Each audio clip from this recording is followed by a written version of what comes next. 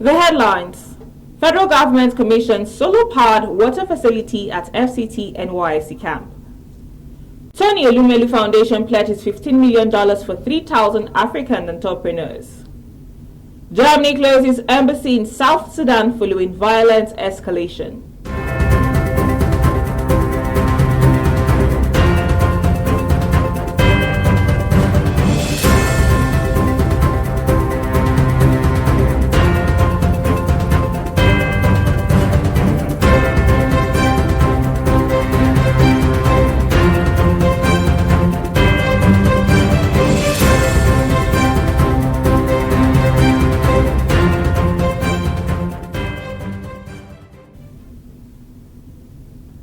A very good evening and welcome to the news bulletin on NYSC TV.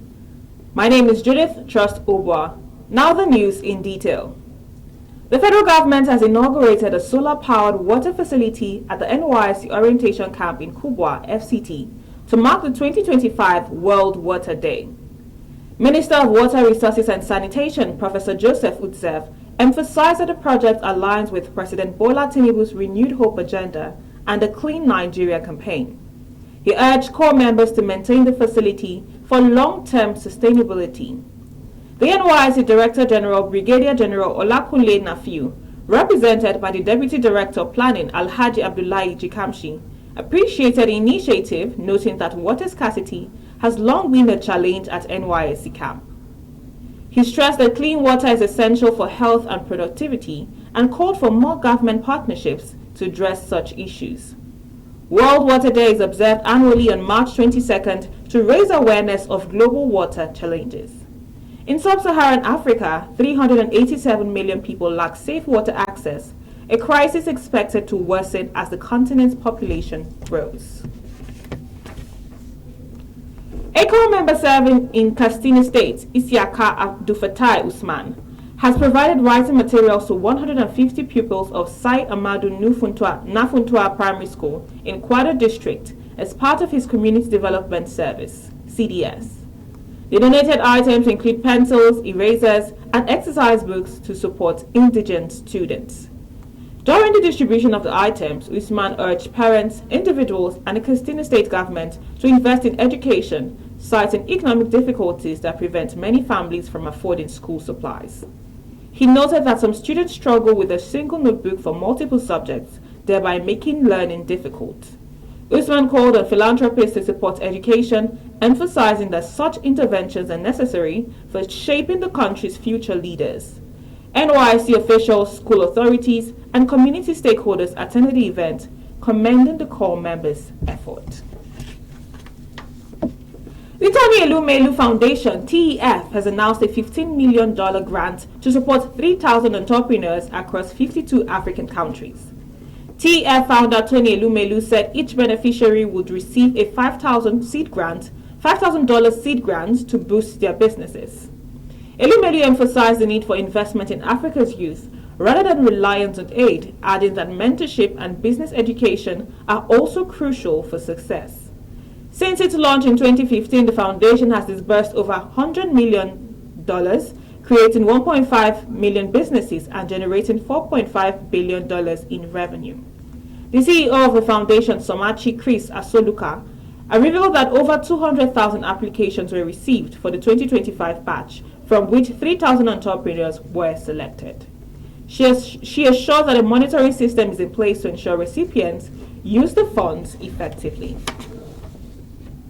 The Director of the Federal Education Quality Assurance Service, Dr. Tokumbo Yakubu Oyiloye, has urged the federal government to establish more schools to address Nigeria's out-of-school crisis.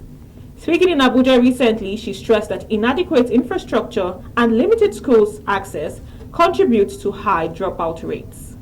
She called for strict quality assurance measures to ensure that new schools meet educational standards.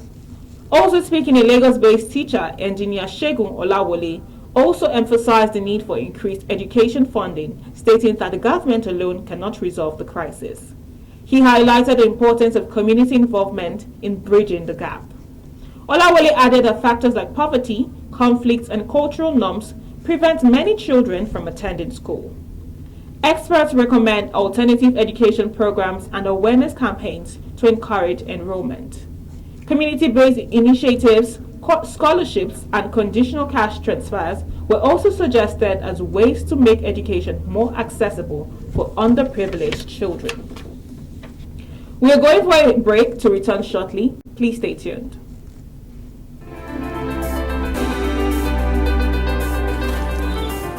She is not just a psychologist, she is also a shoemaker. She was trained as a medical doctor, but now she makes beads too. He studied law, and now he is a fashion designer.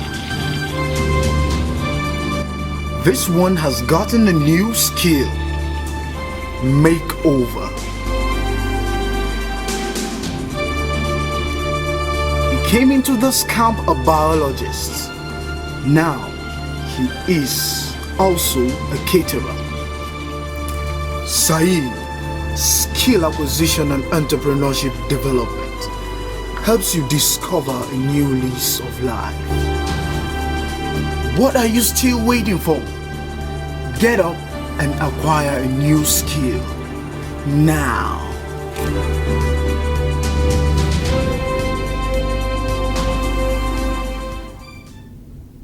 Welcome back. Nigeria's First Lady, Senator Oluremi Tinubu, has called for greater commitment and investment to end tuberculosis. Speaking on World Tuberculosis Day, Mrs. Tinubu urged stakeholders to fund free treatment for TB patients. She reminded Nigerians that TB tests and treatment are free in hospitals and encouraged anyone with symptoms like persistent cough, weight loss, night sweats, or fever to get tested. The First Lady, who is a national and global Stop TB champion, said the fight against TB is personal for her, having lost a friend to the disease. She emphasized that TB is curable and preventable if detected early. Nigeria ranks first in Africa and sixth worldwide for TB burden. In 2023, nearly 500,000 Nigerians developed TB, but treatment coverage has improved. The World Health Organization reports that TB deaths in Africa have declined by 42% since 2015, thanks to better detection and treatment efforts. On the foreign scene, Germany is closing its embassy in South Sudan as violence escalates. Foreign Minister Annalena Baerbock says the country is on the verge of another civil war. She announced that Germany has shut its embassy in Juba for security reasons. South Sudan gained independence in 2011 but soon fell into conflict. A power-sharing deal between President Salva Kiir and Vice President Riek Machar is now at risk. Fighting has broken out near the Ethiopian border, with government forces bombing civilian areas. UN helicopters have also come under attack. Dozens have been killed and the violence could spread. Baerbock is urging both leaders to end the fighting and follow the peace agreement. Western diplomats have offered to mediate. And now sports news. France advanced to the National League semi-finals with a 5-4 penalty shootout win over Croatia, thanks to Mike Maigans' crucial saves. Trailing 2-0 from the first leg, France dominated early with Kylian Mbappe going close. Michael Olise pulled one back in the 52nd minute with a brilliant free kick after Duje Kaletaka fouled Mbappe. Ousmane Dembele then leveled the aggregate score in the 80th minute, finishing from an Olise assist. The match went to penalties after extra time. France will now face defending champions and Euro 2024 winners Spain in the semi-finals.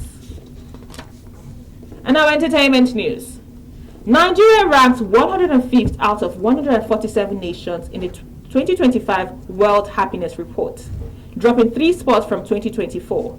However, it is now the 10th happiest country in Africa. Libya tops the African rankings at 79, leading in life satisfaction despite ongoing challenges. Finland remained world's happiest country for the 8th year, followed by Denmark, Iceland, and Sweden. The Netherlands, Israel, and Luxembourg also made the top 10. The United States dropped to 24th, its lowest since 2012, while the UK ranks 23rd, marking its worst position since 2017. Canada remained in the top 20 at 18th despite a decade-long decline. Afghanistan remained the world's least happy country at 147, followed by Sierra Leone, Lebanon, Malawi, and Zimbabwe. The report, released annually on March 20 alongside the International Day of Happiness, is produced by the UN Sustainable Development Solutions Network in collaboration with Gallup and Oxford Center for Wellbeing Research. It assesses happiness using 6 key factors, which includes GDP per capita, social support, life expectancy, freedom, generosity, and corruption perceptions. This year's edition focused on the impact of caring and sharing. Dear listeners, we have come to the end of the news bulletin for this hour. To end the news, another look at the major highlights. Federal government commissioned solar-powered water facility at FCT NYSC camp. Tony Elumelu Foundation pledges $15 million for 3,000 African entrepreneurs. Germany closes embassy in South Sudan following violent escalation. On behalf of our news crew, thank you for listening. For more information on the latest happenings in NYSC, like and follow us on all our social media handles, including Facebook, X, Instagram, and YouTube. Search for NYSC Radio TV or Ajuwaya Media. Once again, thank you for listening. My name remains Judith Trust Ubwa. Bye for now.